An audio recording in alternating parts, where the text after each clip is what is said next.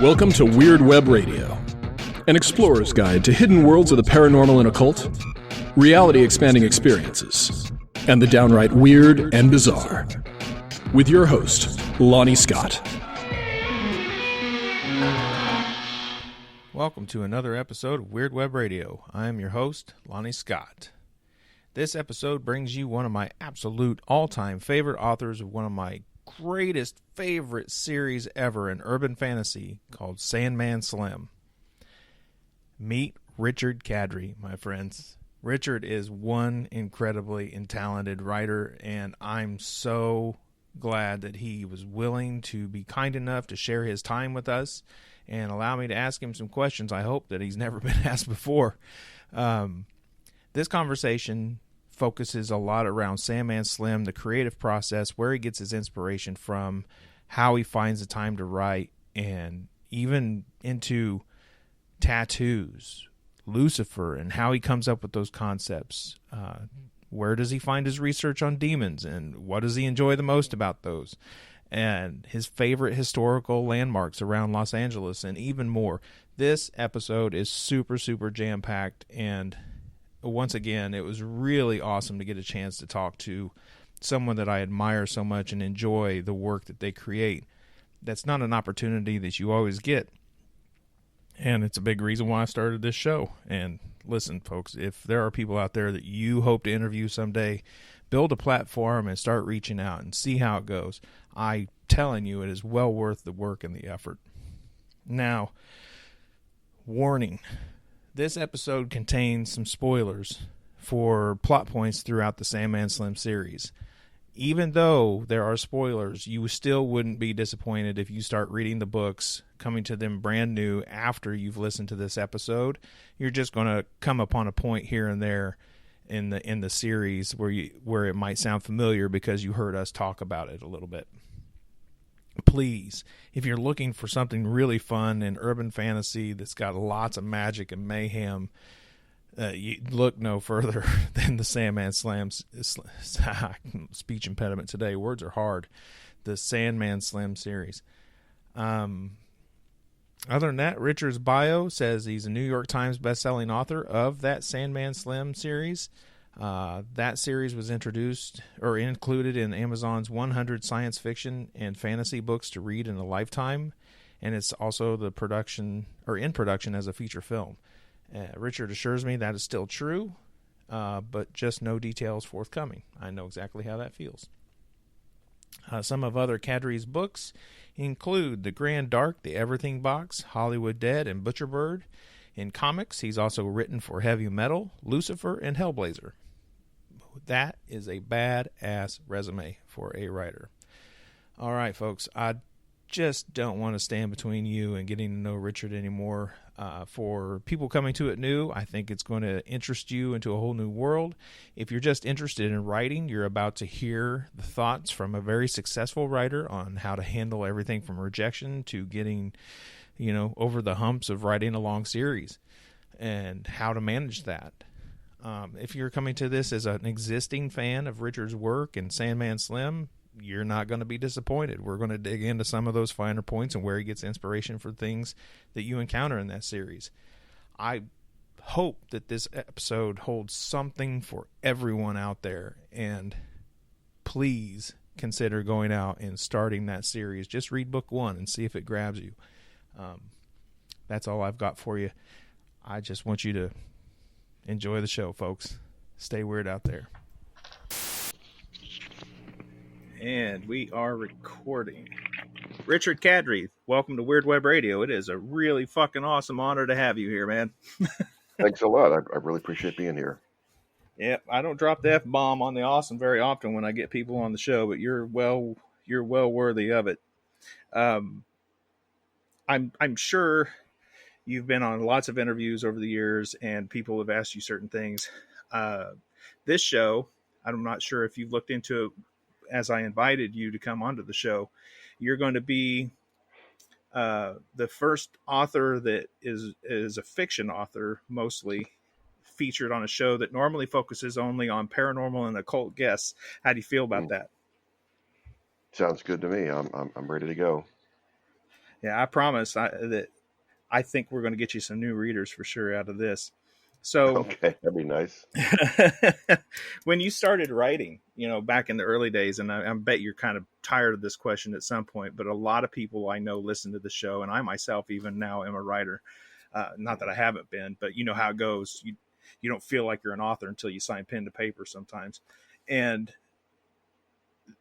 there's a lot of rejection in the early days that I think a lot of people face. So with all the years you've been in this business and in that game, how have you dealt with rejection? Well, it's always hard in the early days. You have so little material, so little to show for yourself that every rejection is kind of a knife in the heart. So it's, I remember myself, I'd have to sit on a manuscript for a few days before I could do anything with it. In theory, what you're supposed to do is if you get a story rejected, for instance, you're supposed to have another market in mind, and the day you get the story rejected, you send it out somewhere else. That's the professional way to do it. That's the theory. The emotional way to do it is to give yourself some time. And it's something everybody needs sometimes. I've been doing this long enough now that when I get rejected, and in fact, I had a book proposal rejected recently. I turned right around, called up my agent and said, send it out, and had a deal by the end of the week. It's one of those rejection is one of those things you grow into. It's very hard at first. Then you learn that it's the way of the world. No matter how professional you are, how experienced you are, how successful you are, everybody gets rejected. And I can run you down a list, excuse me, of really high level people that I know who've had stuff bounced. Don't worry about it. Rejection is part of the process. Don't take it personally. Try to move on as quickly as possible, but you give yourself a little room to grieve when it happens. Yeah, that very good advice, and I like that you mentioned that it is just part of life. Um, I think the more you deal with it, if you have that attitude, like this isn't the only avenue I could have gone down, more roads do open, then you keep driving forward. Um, Yeah. what what is your creative process like? Where do you find inspiration for your novels? Wow. I think I'm like every other novelist that everything inspires me.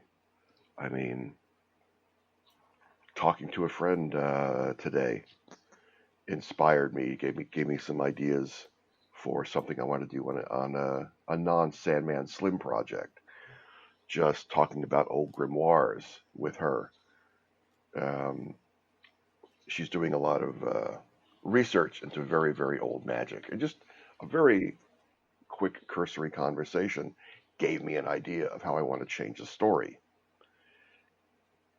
Being What's going to influence you in your work is less a matter, I think, of running out and looking for things to be influenced by, as opposed to simply being open to the world. You're going to see, if you're open to the world, you're going to have an unrelated conversation that's going to suddenly trigger something in your brain. You're going to see something on TV or in a movie, something often unrelated to what you want to do. But somehow, if you're open, if you have your work in mind, you're going to see a bizarre connection show up. And so suddenly the inspiration is there. Maybe you're stuck on a story and you're watching some old movie or you're watching a documentary and somebody says one thing and it can send you off again. It can fix that story. It can fix that book you're stuck on. I find that all the time. It's just a matter of opening your eyes and listening. And the world's going to come to you. Well, not right now. You have to you have to do a lot of work to go to the world right now. But, in normal circumstances in your daily life, it's a more question of awareness than it is a question of, oh, I'm going to go look for something to be inspired by. Yeah, I think you're right on that. And I don't think anybody who's familiar with your writing is going to be surprised that you're in a conversation with someone on grimoires either. So in your, I guess what I wonder now, and especially after reading your books, being a big fan of the Sandman Slim series, myself, magic in a way is a character unto itself. It features heavily in areas in the way it's used and employed in the way you tell your stories. So what is your own personal interest in the occult? Do you have any kind of history or practice in that realm? I don't have a particular practice. I've always been interested in magic, the occult, things like that. I have friends who are deeply into those subjects and understand it much better than I do. And I can go to them sometimes with questions. Or I can just read their work. Michelle Belanger has a wonderful book Mm-hmm. on demons. And Yes.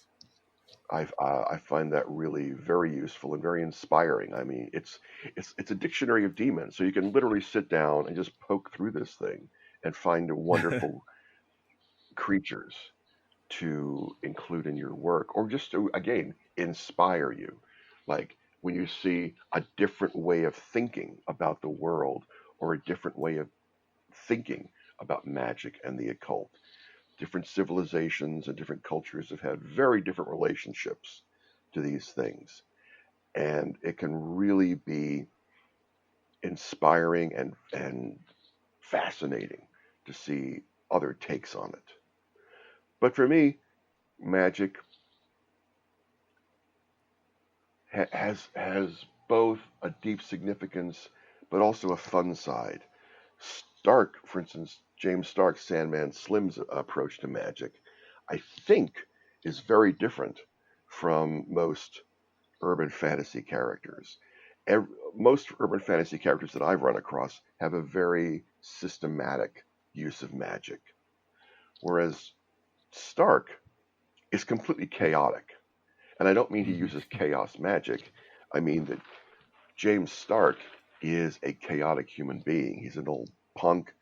He was a drunk when he was younger. He was sent to hell. He worked with different kind of magic down there, but he's just a very chaotic individual. So his approach to magic is completely chaotic, and magic is easy for him for various reasons.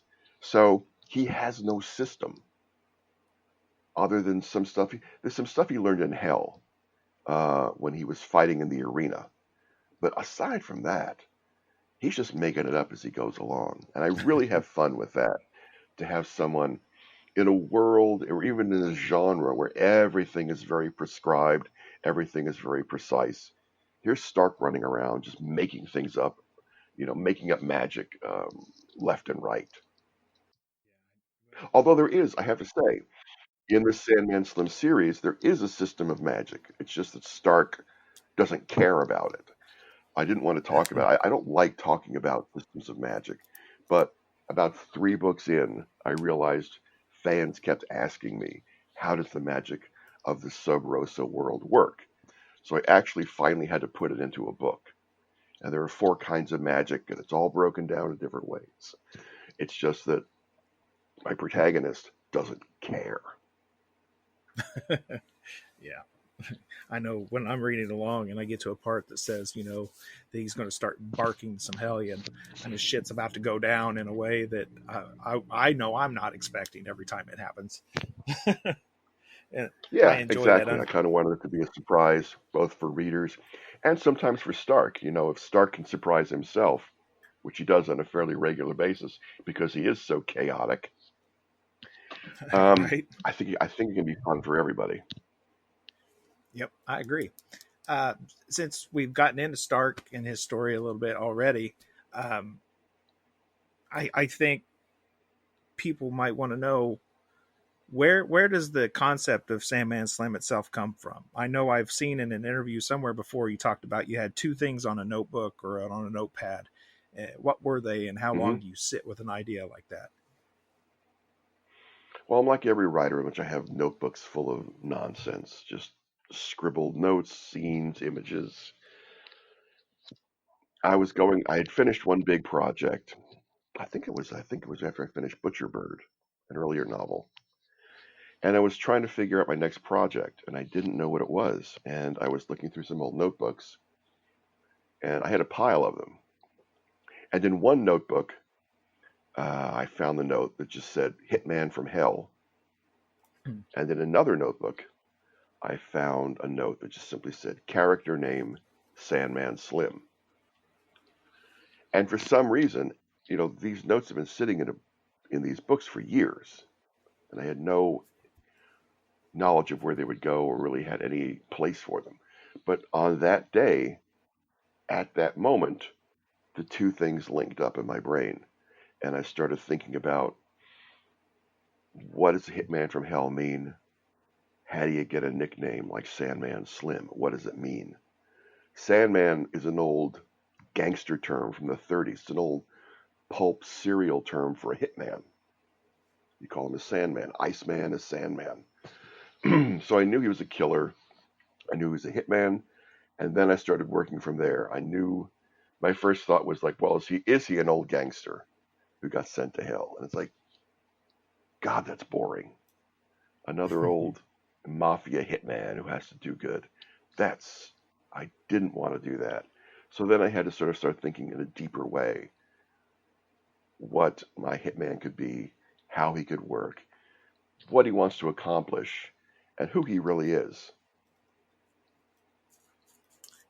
He shows up in a pretty awesome way. And look, folks, spoilers on this episode. Sorry, um, clawing his way Yeah. out of hell the way he did, showing up in the cemetery, and he comes equipped with specific kind of weapons that he learned how to use in hell. And in my Hmm. head, I'm reading, like, my favorite is. Forgive me if I'm pronouncing it wrong, but it's Nat in my head. Hmm. um, I guess, how would you pronounce it? And two, how do you come up with a concept of, like, such a shape shifting weapon like that? And how fun is it to even, be writing about that kind of concept? I'm not sure where the nut came from. In fact, it's technically pronounced. There's actually it's technically pronounced Naat, but I Got don't think someone like Stark would ever stop to pronounce it correctly. So he would just call it a knot. it. I'm not 100% sure where it came from, other than I wanted him to have a shape shifting weapon because he's so chaotic. I wanted him to have a chaotic weapon, something that he could change depending on his moods. So that's really where it came from, and the actual forms it takes. Well, those are kind of those are logical. Stark needs a sword. Stark needs a whip. Stark needs, a claw of some type. Those things were kind of easy. Once I knew the weapon shifted shapes, I could then let Stark control it in his, chaotic moment to moment way. So I knew I wanted him to have something small enough to carry in his coat. So I always see it about the size of if you've ever seen a police riot baton. When it's collapsed, that's about the size of it. And then he can flick it out and it becomes much larger. So it's a convenient weapon for someone like Stark, and it worked well for him when he was in the arena in hell fighting for his life. Do you yourself have any weapons training, any experience using weapons? Well, I've done a lot of martial arts and I've done some staff training and some defensive stuff with knives, but no, not extensive weapons training at all. I have friends who've done that, so I can pick up things from them.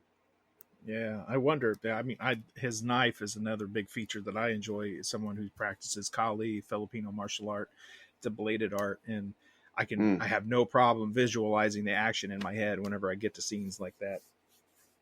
yeah. Oh, great. Thank you. You're welcome. Um, Something else that is, I think, really great about the Sandman Slim series is you have, I mean, what you have now is a pretty fully developed cosmology and mythology that you've entered into the world that they exist in. And it's developed, I think, over time as you've written the books.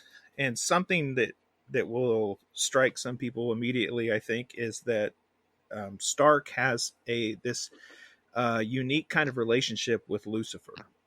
And Hmm. Lucifer himself, as much as it is an entity, it's also kind of an office or a job title too. Right. So how do you develop these concepts? You have a really cool way of viewing Lucifer, is what I'm getting at, and how do you develop that?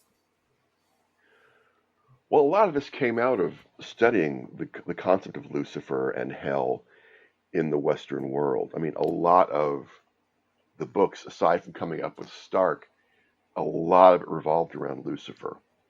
I have a whole library of books on hell and Lucifer. I started with The Devil by a biography, I think by Peter Stanford, and A History of Hell by Turner. And those kind of sent me off in one direction. And I've had a fascination. I mean, I grew up in the church, and very early on, between the church and school and work, I became very cynical about what seemed to me to be control systems. And the moment I saw Lucifer and hell as a control system, rather than just this big dumb guy in red underwear trying to eat your soul, it became more interesting to me. And that's what I wanted to work with. This concept of a Miltonian fallen angel who is a lot more complicated than we've ever been led to believe by the institutions that are supposed to teach us about heaven, hell, and the devil. I completely ripped off Milton to come up with my Lucifer. Completely. I think just about everybody who writes about Lucifer in the modern world starts with Milton, whether you accept him or reject him. I'm pretty sure. I'm pretty sure I read that Neil Gaiman stole his Lucifer from Milton also. So we all owe Milton some money, basically, some kind of Yeah, royalties. yeah. Consult your nearest He's an necromancer and take interesting care of character. that. And then, because I had to, I wanted Lucifer in there because I'm interested in Lucifer and his relationship with Stark. But I also knew in terms of story and the idea of Lucifer being an office rather than necessarily a person. It was very important for that aspect of Lucifer to be there too. Yeah, yeah. And something else that I love in your story, um, among all the things I do as as a hypnotist, a tarot reader, an occultist, a podcaster, I've been a bartender and a bar manager for 20 years. I've been in and out of that industry so intimately that I've forgotten more about it than I'd ever care to remember. Yeah, And bartenders and bars are kind of a cool concept in the Sandman Slim stories. I love how Stark has his best friend that he kind of in a way that he leans on is down at the bar where all the monsters hang out. yeah. Carlos, I love Carlos, and Carlos runs the Bamboo House of Dolls, which is a punk tiki bar in Los Angeles, which is I love inventing bars. It's basically Bamboo House of Dolls is the bar I've been looking for all my life. Yeah, me So too. I put it in this book. And Carlos is a great guy. Carlos met Stark immediately after he got back from hell, and they developed a relationship over time. And in fact, in the later books, it becomes much, much closer. And I'm very happy about that because I knew there was more to Carlos than simply being an ear for Stark. And I kept wanting that relationship to deepen in earlier books. I've finally been able to get into it in the last 3 books. It's one of those writer things when you're doing a series. I want to tell this story. However, other stories get in the way. So Carlos's story kept getting pushed back a bit, but I finally got there, and he's finally in a place where his relationship to Stark is much deeper than it used to be. But Carlos has always been a fun character to work with. He's a no bullshit bartender whose bar was kind of on the skids for a while, and then Stark showed up with his magic and all the monsters and killers he has around him. And once Stark started hanging out in the bar, the other monsters came in, the other killers came in, and suddenly Bamboo House of Dolls became this sort of place to hang out if you want a little danger in your life. And people do like that. Yeah, that's true. There was a point managing a sports bar and nightclub that the owner and I had a conversation, and it wasn't too soon after the 2008 recession kind of hit and started hurting a lot of businesses. And we had realized that our bouncers and our security had done such a good job over the years cleaning it up and keeping a lot of fights out, and they had fine-tuned their instincts to a point that they could sniff out the fights before they happened. And we kind of thought we were almost too sanitary, that we needed some fists to be thrown once in a while to get people back in there like they used to be. So that's perceptive on your part. You kind of, I mean, I think the world's run by beauty and danger, and you need both. You need both to balance things out, and especially in a bar. You want to, there has to be a little sense of the ominous for a bar to be great. You can have nice bars, but for a bar to be great, you have to sort of look over your shoulder every now and then. You don't want to get into a fight, but you just kind of want to check out the room. Yeah.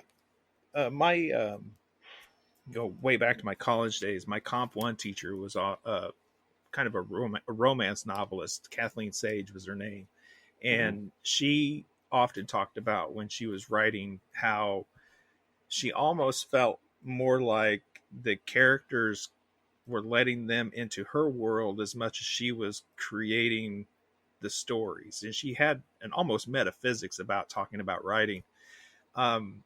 When you start, especially now that you've got this longevity behind developing the world of Sandman Slim, do you feel like you're accessing something outside of yourself as much as it's something that comes up from within you?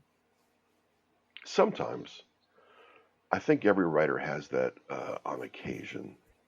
I remember years ago, Jimi Hendrix talked about that with his music, that like suddenly the music, you would start playing and you didn't know what was going on, and suddenly the music would be there, like something opened up and you were just playing the notes that were already there.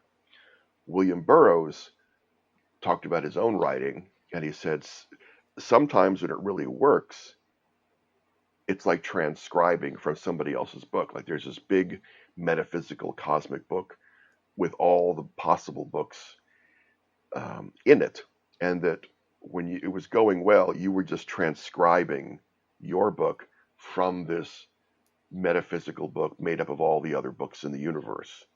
So sometimes it feels like that. When things are going really well, it's a great feeling and the words just come. Other times, like right now in the book, I'm just piecing things together a word at a time because I'm in a very, not difficult, but I'm in a very specific part of the book where I'm laying out some things that will be important later. And you have to be really careful, like on a word by word basis, when you're setting up something like that. You really want it to hook up properly. And that can be, little red herrings that you throw out to confuse readers. It can be a little character thing that you want to set up now that's going to pay off in 100 pages. And I'm doing that, and that's very slow. And I want to get back to the part of the book where I'm just transcribing from that giant metaphysical book, because that's the most fun. Do you ever get like kickback, I guess, from your characters in your head, or do you feel like you're like trolling them sometimes? Because what I'm thinking of, and again, spoilers, folks. Coming to the completion of one book, I'm thinking Stark's going to find his way out of this mess again, and he dies, and fucked me up Yeah. for a minute. And then we get into the next book, and Stark is in hell with nothing, no weapons, none of his usual, attire, nothing, and completely fucked in a lot of ways. And I'd been reading these books for so long, I could feel that kind of sense of what the fuck and betrayal, I think, that Stark must have felt. Do you, and that's the kind of thing I'm thinking of, when you write that, do you feel like you're doing them dirty on some level? No, not with Stark. I did get a lot of hate mail for I doing bet. that to Stark. Got a lot of hate mail for that. Stark is a character, and actually my whole philosophy around Stark and urban fantasy and really fantasy in general is, especially if you're doing it as a series, I think it's really important to kick your protagonist in the ass on a regular basis. I think Charlie Jane Anders, back when she was writing for IO9, wrote a thing about how fantasy characters over time in a lot of series keep gaining power. And that's true. Every fantasy series, your character learns something, gets a magic weapon, gets a magic amulet, whatever the hell it is. And they become more and more powerful. The problem is, over time, that character can become so powerful, they're God. And then what's interesting about, God getting into a fist fight? God's going to win. So I think it's important to take your powerful protagonist and just punch them in the face every now and then and take away their power and knock them down. So I've done that to Stark regularly, where like, hey, I have all this power now. Oh shit, something happened. I don't have it anymore. And sending him back to hell again against his will, because he can go to hell when he wants to, but sending him there this one particular time, completely against his will, and having him stuck there, that was me taking away Stark's power so he doesn't become godlike. I want him to be, however much power he has, I want him still to be functioning as a human being, and having to worry about getting hurt, having to worry about relationships, having to worry about his friends. God doesn't have to worry about his friends. They're taken care of. Stark isn't God, and Stark needs to look over his shoulder. He needs to check in with people. And he needs to figure out how to function as a person, but also as a very powerful magical being without all the power in the world. Yeah. I something else I like, and there's a lot to like, but I found this really cool as a synchronicity almost. I was interviewing someone for the show the other day, and she lives in Los Angeles. And one of her criticisms of Los Angeles is that you can't hardly say anything anywhere to anybody without people getting offended in LA, that it's gotten too fluffy and too soft. Yet LA is the stomping grounds of Sandman Slim in your novels. So are you experiencing a different Los Angeles than she described to me? LA is LA. I mean, the thing about LA is it's hard for me. It is hard to make a general assessment of LA, that all of LA is one way or another. LA is a series of colonies, little neighborhoods that can have very different ethics, points of view, good and bad parts to them. So to say all of LA is sensitive these days or something, it's not my experience, because LA's 100 different things. It Nice. is like any other city in which if you're a jerk, you are going to get blowback. So there are ways to function there, like in any big city.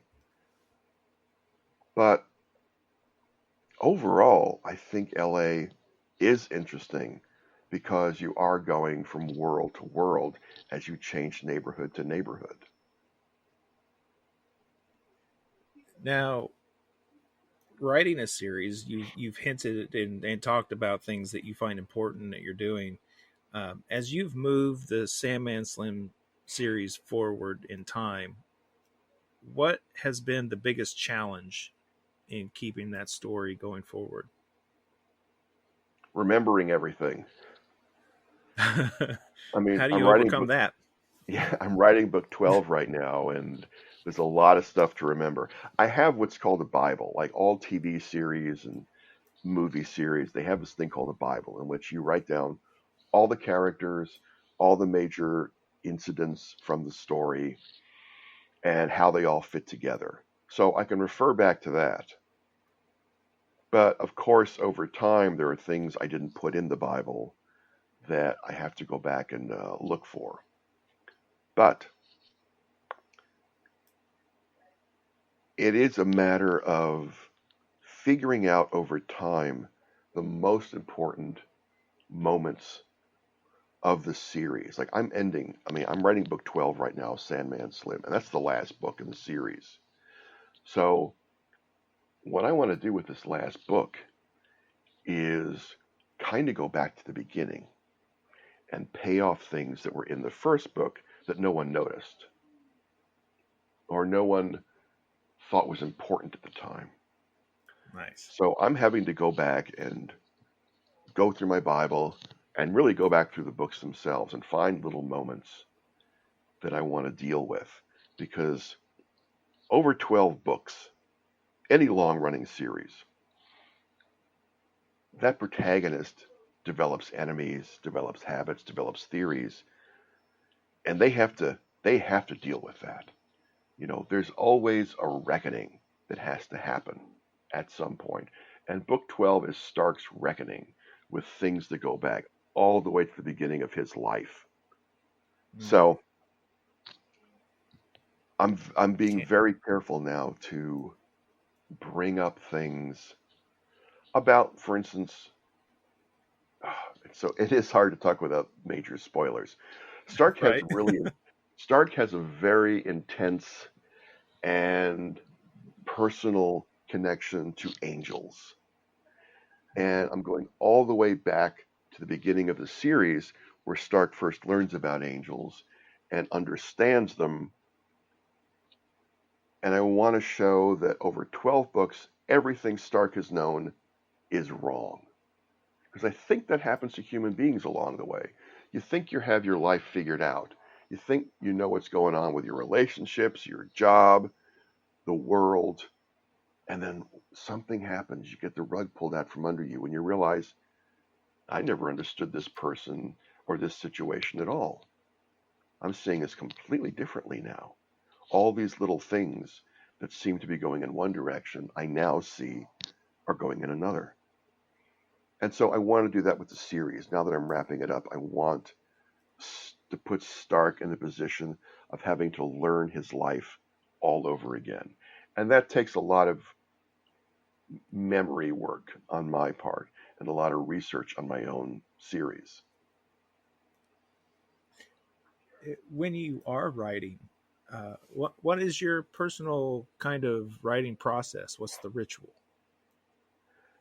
Well, I make a lot of notes. I start with just random notes, just scenes, words, names, images, and I collect them all in a folder. And then I start organizing them in Scrivener. It's a really good tool for writers, I think. And then it gets bigger and bigger, and I don't necessarily have a story. I know I'll know some vague shape. I kind of knew where I wanted the story to begin, and I kind of knew where I wanted it to end, and that's all I really had. So then it becomes a question of just collecting material and letting it, not forcing it.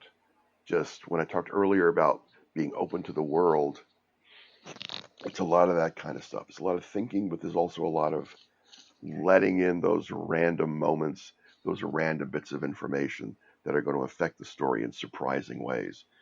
When you're writing a series, surprise for yourself and the readers can be really important, because you can fall into a rhythm and you can fall into a dullness if it's the same thing over and over. If you can surprise yourself as a writer, you can probably keep your readers and characters interested too. So I just make a lot of nonsense notes for months sometimes. And then at a certain point, a shape will emerge. I'll see things connecting in ways I hadn't seen before. And that's exciting. And I'll start outlining from there, because my books have a thriller, sometimes a mystery structure. And if you're going to write that kind of thing, you kind of need to know how all the little gears mesh together. So I do outline my books. The trick to an outline, though, is that you owe the outline nothing. You don't have to follow the outline at all. By the time I finish a book, I'll have 5 or 6 outlines of the same book, because I'll outline the whole thing, and then I'll get a quarter of the way through it, and a character will do something unexpected. And I like it. I like it more than what the outline said. So then I'll re-outline the book from that unexpected moment. And then it'll go along for a while, and then an incident will happen, a character will do something, and I'll have to re-outline the book again. So like I said, I'll have 4, 5, 6 outlines by the end of any book. And that's the basic process, is starting from just pure chaos to seeing connections to outlining, and then in the actual writing being open into a little more chaos just to keep the book fresh. And that very well may be the story of creation itself. I'm going to take you owe the outline nothing, write it down on a piece of paper and stick it to my fucking forehead as I write my own books. It's real important to remember. Outlining is fine, but you don't owe it anything. You don't have to stick to anything. Yeah. I know we're working on limited time, so I want to cover some things before I forget. You brought up Butcher Bird earlier in our discussion, and Butcher Bird is actually the book that opened me up to all of your writing. Mm-hmm.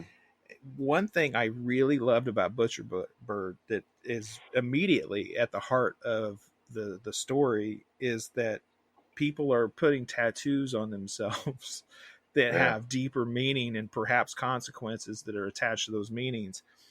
And you yourself have plenty of tattoos. It's seen in plenty of pictures. Is that mindset a reflection of your own view of people in tattoos? Kind of. I mean, I see a lot of people with tattoos that are sigils for angels or demons, or they are images and magical symbols from other cultures. And I find out sometimes that the people don't know what they mean or don't know the significance of them. They just thought they were pretty pictures, or they thought it was cool to have a magic thing. And I'm pretty serious about, if you're going to put something on your body, you need to know what it is. I don't know if you're going to call a demon down with your tattoo, but I can definitely see you getting heat from somebody over the wrong tattoo. And I think the whole mindset of getting tattoos that you don't understand can lead to problems. I think it's metaphorically you can call that a demon, but in the real world, I think it means you're not looking out for yourself. You're not really taking yourself seriously. And I think that part is important. You need to you need to be careful about what you're doing to yourself. And so Butcher Bird is about a guy who gets the wrong tattoo and calls down a demon. And like Stark, the guy Spider Lee in Butcher Bird is a bit of a chaotic character. He's a tattoo artist, and he should have known better. He should have known better than to get this symbol on him when he didn't know what it meant. But it's so easy to be drawn into, wow, that's a pretty picture. I'll figure it out later. Don't figure it out later. Figure it out now before you put it on your body. Yeah, very good advice.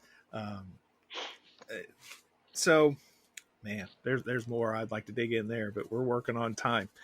So let's go back to your own life, and talk about some tales from the road. Have you done big book signing, book tours, and little events like that? And Sure. What's one of the craziest things that happened to you on one of these things? I was in New York back in January for a reading at KGB, which is the big bar there. I was doing part of the reading. Cassandra Kaw was doing the other part of the reading, and I was staying in a place in New Jersey, an Airbnb in New Jersey that looked really cute on the site. And when you got there, when I got there, it was a complete murder hotel. I mean, you could just see it and feel it of like, wow, a lot of people have been murdered here. It was run down in a way that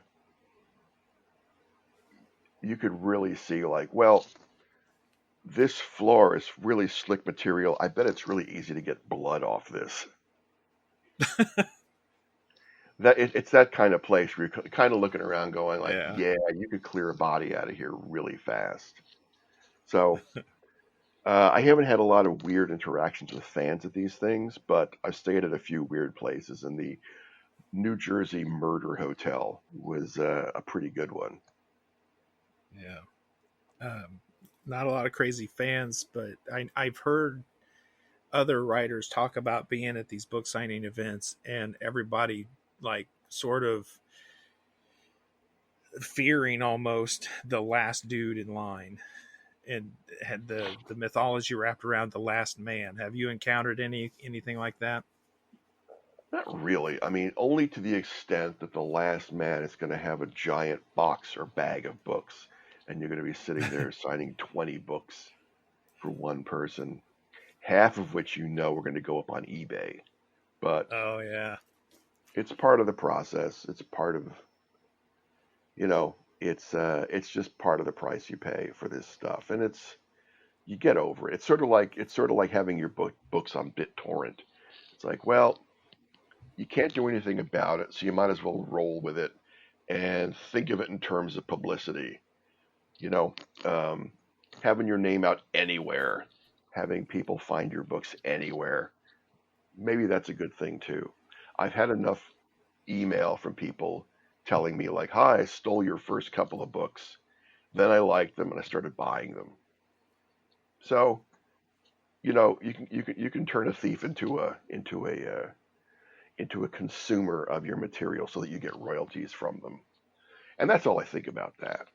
I haven't had any really weird, luckily, I haven't had any really weird interactions with fans. It's mostly been the strange circumstances of a location or the reading itself. Well, talking about locations, something that I really appreciate in your writing as someone who values the history of locations, I think that really shines through in the way you write about places and you create iconic places in your stories. And it's clear that they're tied to real landmarks that people could go visit and see. And I mean, I get the idea. You're a man who really appreciates the deeper history of these locations too. And with all of that said, what would be one of your absolute favorite spots, whether you've written about it or not, that has a history that fascinates you? Well, where Bamboo House of Dolls is located, the way I describe it in Sandman Slim is actually the location of the old Ivar Theater, which is a famous strip joint back in I think it closed down in the late 80s, and it's still there. I don't actually know what the hell they have there these days. There is an Ivar Theater down that little block, and I'm kind of delighted that whatever it is these days, it's still there. So you could actually walk down, excuse me, I'm sorry, and see where Bamboo House of Dolls is supposed to be. You can find the Museum of Death on Hollywood Boulevard. That's a real place. That's easy to find. Roscoe Chicken and Waffles. That's a real place. I think it's Gower and Hollywood Boulevard. All those places mean something to me. I'm sorry. No problem. The little hotel toward the beginning of the book, the Beat Hotel that Stark and Kasabian live in for a while, is a real place. I'm not going to tell you the name of it. The real place. I call it the Beat Hotel in the book. But that's a real place too. That was actually, I was booked into. It's actually a youth hostel I discovered. So it was full of 18 and 20-year-old Swiss and Italian and French kids running amok 24 hours a day. It was very funny seeing these kids just having a grand old time, probably the first time out of their countries in America, in Hollywood. And that kind of fed into the Beat Hotel because, again, that was a bit of a rundown place. It was very clean, but kind of run down. So that kind of gave me the inspiration for a place that Stark and Kasabian might live for a while. And of course, Stark and Candy Kasabian lived at Chateau Marmont.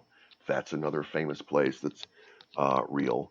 And they lived in a special suite there for a while. I'm not going to tell you about it because you'll find it in the book. But it's a very That's right. It's a very secretive, special part of Chateau Marmont. So, yeah, all these places mean something. There's a couple of other sites I want to get in there before I end the series. So, Yeah, you keep that's saying in the series. There's a little Warren Zevon reference I want to make in a couple of Warren Zevon moments in the new book. Awesome. Yeah, you keep talking about ending the series, and we all know it's coming, but damn you, man. Damn you. No. Yeah, right. Is there, I guess we're getting towards, the end here before I get into the Patreon questions. So, is there something that I should have asked or something you'd want to talk about that I didn't cover? Not really. I think we kind of covered a lot of ground. The 11th Sandman Slim book, Ballistic Kiss, is coming out this August, and it has some new stuff in it. I think some people are going to like it. I think some people are going to hate it. There are some old fans of mine, especially dudes, who want Stark to be the way he was in the first books, which was kind of clinically insane and killing everybody he came across. Stark's not that kind of character anymore. And in fact, in book 11, Stark is having to deal with being a grown-up, having a real life, having an emotional life, having complications that he never expected. So it's called Ballistic Kiss because there's a lot of ballistics in it. There's a lot of punching and kicking and guns and magic. But the kiss part actually refers to some of his emotional life, which Stark never thought he was going to have. So I kind of like that's, again, taking away some of Stark's power, throwing him into a situation he's not comfortable with and doesn't understand. Like, how do I navigate friendship? How do I navigate lovers? Things like that. So I think some people will find that interesting. Some are going to hate it. So, but it is what it is. Yeah. Listen, folks, do what I do. Just be happy you have a Sandman Slim story and appreciate it for the story that it is. Richard, where can folks find you and your writing? I'm on Facebook, just Richard Kadrey, and I'm on Twitter, Richard_Kadrey. I'm also on Instagram as R_Kadrey. You can find me any of those places. Awesome. All right. We're going to go into the Patreon questions here in a minute. All of you out there listening know what you're supposed to do. Go to patreon.com/weirdwebradio or weirdwebradio.com. Click join the membership, and you'll gain access to even more morbid questions. So thanks for listening. Richard, thank you so much for giving the time to be here. This has been awesome. Stay weird out there, my friends. Thank you. All right, Richard. It's fun being here. Yeah, awesome. Okay, it is bonus audio time for those members. I know we're on real limited time now, so we're going to go rapid fire as possible. And Okay. whatever time you'll give me, I'll take it. All right. First question by rule around here is, what famous person's resting place do you most want to visit? Do you want to hear how they just answered that question? What famous person's resting place would you most like to visit? That and many others, including what they think about the afterlife, what they may or may not do in cemeteries, what are their traditions and magical practices that have to do with the dead, folklore that surrounds their homes, and so much more, available for only $5. $5 a month. Even if I make more than one episode in a month, it's still just $5 a month at patreon.com/weirdwebradio, or go to weirdwebradio.com and click join the membership. You can find me on Instagram at weirdwebradio. You can find me on Facebook as Weird Web Radio, or come join the new, fun and exciting Weird Web Radio Facebook group. Thank you again for being here. Stay weird out there, my friends.